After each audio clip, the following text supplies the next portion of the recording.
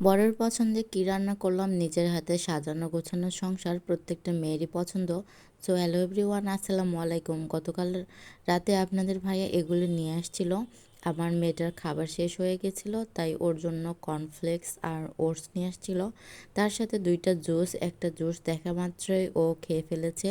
এখন আমি এগুলোকে একটা পাত্রে ঢেলে নেব। আমার একটা ওটসের পট খালি ছিল, ওটাতে আমি ঢেলে নিয়েছি। আর বাকিগুলো আমি বেঁধে রেখে দিব। আর সকালের নাস্তাটা আমি এগুলো দিয়েই সেরে ফেলবো। তার জন্য সকালে আমি কোনো কিছুই রান্না করতে পারি নাই। গরম দুধ নিয়েছি বাটিতে, আর তার সাথে কর্নফ্লেক্স আর ওটস একসাথে দিয়ে ভিজিয়ে রাখবো 2-3 মিনিট। আর তার সঙ্গে আমি কলাও দিয়েছি। এটা খেয়ে আমি দুপুরের রান্নায় চলে যাব। দুপুরের রান্না করতে আমার বেশি সময় লাগবে না। বুটগুলো আমি আগের দিন রাতে প্রেসারে সিদ্ধ করে নিয়েছিলাম। ফ্রিজে আমার গরুর মাংস রান্না করা ছিল। এই বুটের ডালটা আমার বরের অনেক পছন্দ। এটা যদি মজা করে রান্না করা হয় তাহলে তার প্রশংসার শেষ থাকে না। বিয়ে বাড়ি বা যে কোনো অনুষ্ঠানে সে এই বুটের ডালটা অনেক মজা করে খায়। আপনারাও দেখবেন, যখন কোনো অনুষ্ঠান বা বেশি পরিমাণে যেখানে কোনো রান্না হচ্ছে তখন ওই খাবারগুলি অনেক মজা হয়। তার টেস্টটা আরও দ্বিগুণ বেড়ে যায়। প্রত্যেকটা মেয়েই চায় তার রান্নার প্রশংসা করুক, তাহলে তার রান্নার ইচ্ছাটা আরও বেড়ে যায়। এখানে আমি কোনো শুকনো মরিচ দেই নাই, আমি কাঁচা মরিচ দিয়েই রান্না করব।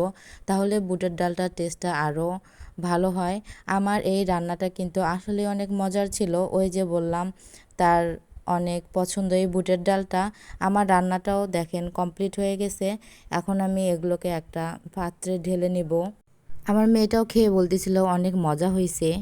সে অনেক ছোট, তারপরও বলতেছে মা ইয়াম্মি হয়েছে। রান্না শেষ করে আমি ছাদে গেছিলাম, ওখানে কয়েকটা গাছ, সেগুলোকে আমি পানি দিতে যাব। ওখানে আমার বেগুন গাছে 3টা বেগুন ধরছে, এগুলো আমি উঠাই নেব, নইলে পরবর্তীতে খাওয়া যাবে না। প্রত্যেকটা মেয়েরই শখ নিজের একটা বাগান থাকবে, অনেক রকমের গাছ থাকবে। এর জন্য আমি ভাড়া বাসাতে শখটা মিটিয়ে নিয়েছি। কারণ জানি না কবে নিজের একটা বাড়ি হবে। এক এক জেলায় এক একবার থাকি, দেখা যায় অনেক টাকার গাছ কিনি, গাছগুলো নষ্ট হয়ে যায়। তো কবে না কবে আবার পোস্টিং হয়ে যাবে, গাছগুলো কি যে হবে। এক এক জেলায় থেকে এক এক জেলায় গেলে আরও বেশি সমস্যা হয়। যারা ভাড়া বাসায় থাকো তারা আসলে ব্যাপারটা বুঝবে, পোস্টিংয়ের কি সমস্যা, জিনিসপত্র নিয়ে কত যে টানাটানি করতে হয়। যারা আসলে এমন কাজ করে তারাই আসলে শুধু বুঝবে। আমার এই গাছগুলো অনেক শখের গাছ, এগুলোকে আমি অনেক যত্ন করি।